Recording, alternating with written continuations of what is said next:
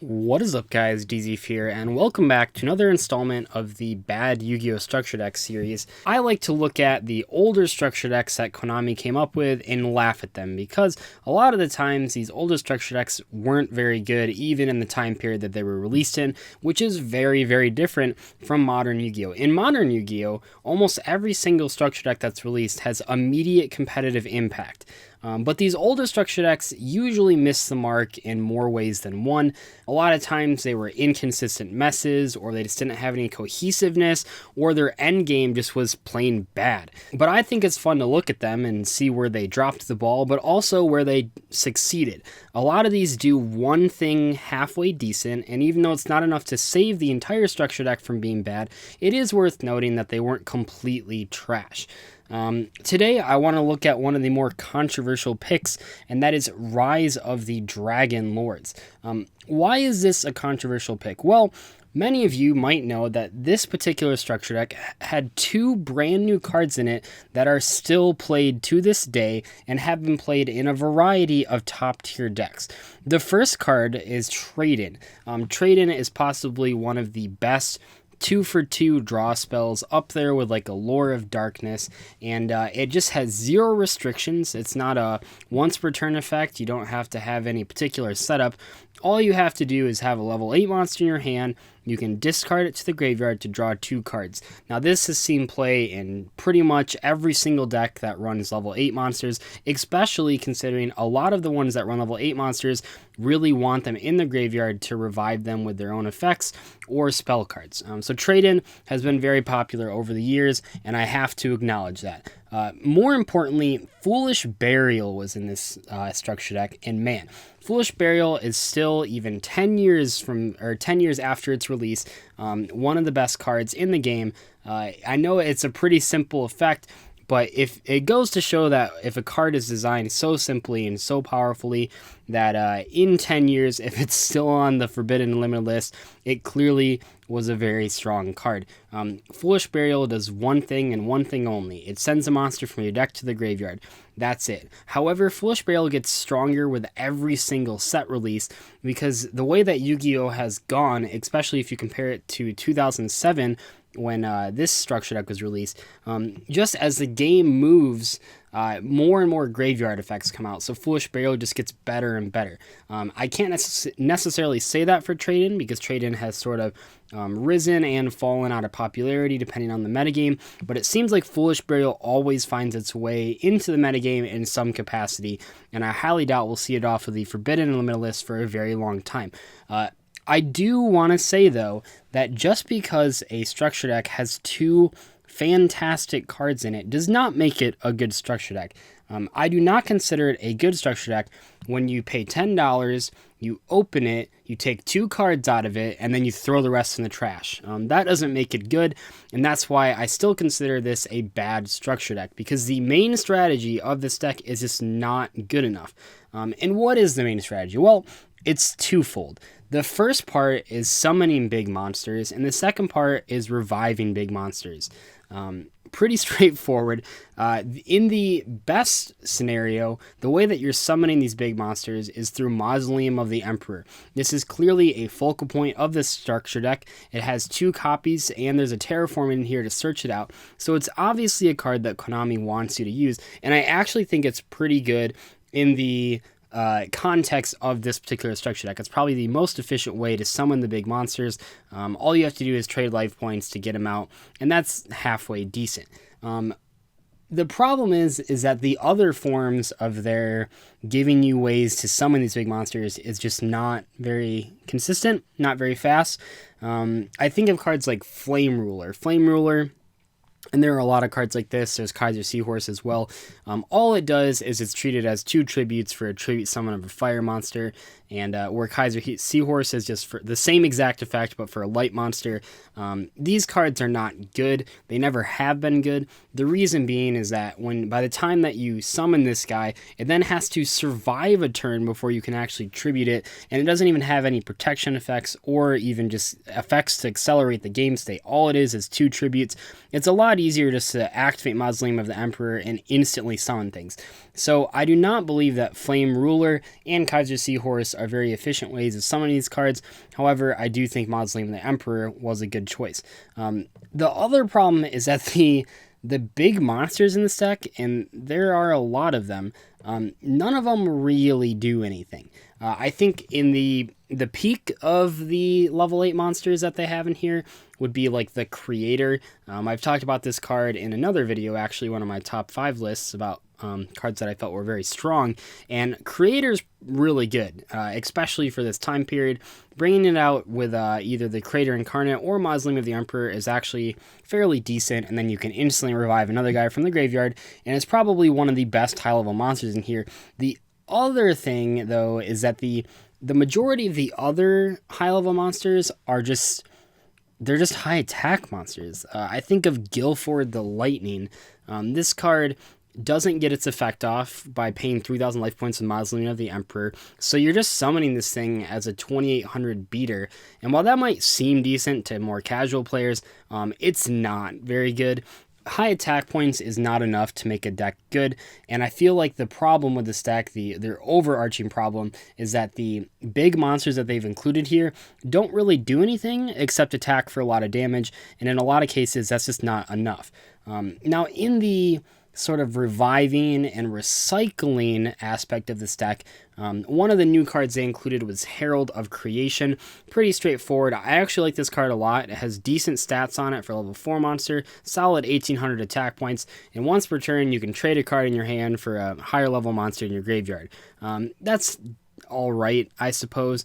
Maybe not fast enough. Obviously, they couldn't make a card that's just strictly discard a card to special a guy from your grave, because that'd be way too good, but I almost wish this card had like some extra restriction, and that, like, I don't know, if you had like less monsters than your opponent controlled, you can then immediately tribute the Herald of Creation to summon the guy that you added back. Something along those lines, because a lot of times you're just trading a big monster in your hand for a big monster in the graveyard, and a lot of times it doesn't actually leverage into anything. However, some of the revival in this particular structure deck is actually pretty good. Premature Burial comes to mind, a very solid card. Obviously now it's on the Forbidden Limited list, and there also is like Call the Haunted in here.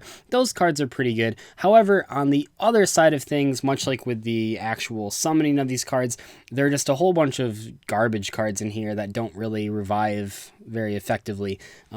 Decoy Dragon is probably the flagship of this problem. This is another new card in the deck, and yes, Decoy Dragon is adorable, that's true, but it's pretty bad. When it's targeted for an attack, you get to special summon a level 7 or higher dragon monster from your graveyard, and the attack is redirected to it.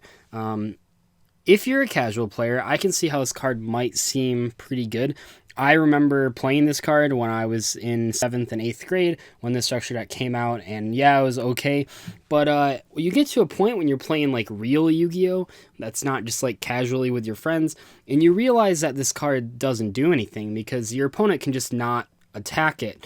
And I saw this comment on the Rock structure deck video a lot, where people said, well, it's good enough if your opponent knows you have high defense monsters, it's good enough that they just won't attack you because that means that you're winning. That's not really true because there's so much removal in Yu-Gi-Oh! Even back when this deck was released, you had Smashing Ground, Fissure, Dark Hole, all those types of cards that could remove this from the field before it ever got a chance to use its effect. Konami actually made a better version of this card, which is Maiden with the Eyes of Blue or something, that came in the Blue Eyes structure deck, which was just an infinitely better version of Decoy Dragon. This card's effect was much like Maiden's, where it was like if it's targeted by any card effect or attack, it's special summon a guy, that might be decent. But as it stands, you summon this thing, your opponent never attacks it, and eventually, after a couple turns, if not the very first turn that they get an opportunity to, they remove it from the field with a card effect, and now you've just wasted your normal summon. And then there's also cards like Spear Cretin. Spear Cretin is just terrible, much along the lines of Decoy Dragon. Giving your opponent a card is just not really good in Yu-Gi-Oh! You never want to do that. So those, you have this 50-50 of, you have good revival cards and you have bad revival cards. You have good summoning cards and you have bad summoning cards. And maybe the biggest issue with this deck is by looking at the two boss monsters of it. We have Darkblaze Dragon, which is a 1200 attack, level 7 monster. When it special summons from the graveyard, it goes up to 2400 attack and 2000 defense. Not anything to write home about, honestly. And then if it destroys a monster by battle and sent to the graveyard, your opponent takes damage equal to that monster's attack. Once again, you just see the problem here where this deck is letting you summon big monsters, and that's okay, but they don't do anything besides do damage, and that doesn't... In Yu-Gi-Oh! It's not just about doing damage, it's about controlling the board, it's about having good effects. Darkblaze Dragon inflicting damage is not very good. You want to be attacking directly with these big monsters, but Darkblaze Dragon only rewards you for running things over by battle. So you're not doing that much because it can only run over things less than 2400, and then yes, they take the damage equal to the attack, but that's not enough to make this card good. And the fact that if you don't revive it from the graveyard, it's a 1200 attack level 7 monster is just asinine. Like, that's so stupid. But more importantly, Felgrand Dragon is so much worse. This is the actual boss monster. It's the cover card of the whole structure deck, and it's worse than Darkblaze Dragon, which I already did not think was good. And it's because of this first line of text. Cannot be special summoned except from the graveyard and only if it was sent from the field. Like, what kind of garbage card design? The funniest thing about this is that Felgrand Dragon is the card in the artwork of Tradin, and if you send this to your grave with Tradin, you actually can't revive it because it wasn't sent there from the field. And I don't know why they put this this unnecessary restriction on here, because its only other effect isn't very good. All it says is if this card is special summoned, you can target a monster in your graveyard, and this card gains attack equal to that monster's level times 200. This thing starts at 2800 attack points. You'll most likely be targeting a level 7 or level 8 monster with this effect, bumping it up by 1400 or 1600 respectively. And while that's decent, once again, this card doesn't do anything. It doesn't destroy monsters, it doesn't draw you cards, it doesn't search your deck, it doesn't summon things. All it does is do damage, and also you have to jump through hoops to even get it out in the first place, because what that means is there has to be a moment when you tribute summon a 2800 vanilla monster, and then it's sent to the grave, and then you have to revive it. There's just no case where you'd ever want to do that. And that's just so frustrating. I really do think it's hilarious that this card is on the artwork of Tradin, because if a kid saw that and they trade in this card to the graveyard, well, then they realize I have no way of summoning this thing. And yes, I know, you can add it back to your hand with Herald of Creation. Well, that's not enough. I don't know why this card is so... Why would they put that restriction on it? I mean, we've moved past the garbage 1000 damage effects of the previous bad structure decks, but this is just insane. There's no reason that this card wouldn't be good if it just had the second effect. So the fact that you add on another restrictive effect for seemingly no reason is a little ridiculous. But anyway, that wraps up this bad structure deck review. I do think that this deck is probably a lot better than the previous ones that we've looked at, but it's so frustrating that Felgrand Dragon is just, like, out of this world terrible. And yes, I do know that there's the Foolish Burial and the Trade-In. That doesn't make this deck good, but I already kind of talked about that. So hopefully you guys enjoyed this review. Please leave your comments below on what you think I should review next. I tried to not go in order this time. This is a couple structure decks ahead of the last one that we reviewed, and I have an idea for the next one, but after that, I'm not so sure. So if you have any that you want me to look at, please let me know. Anyway, though, I will see you guys later. Bye.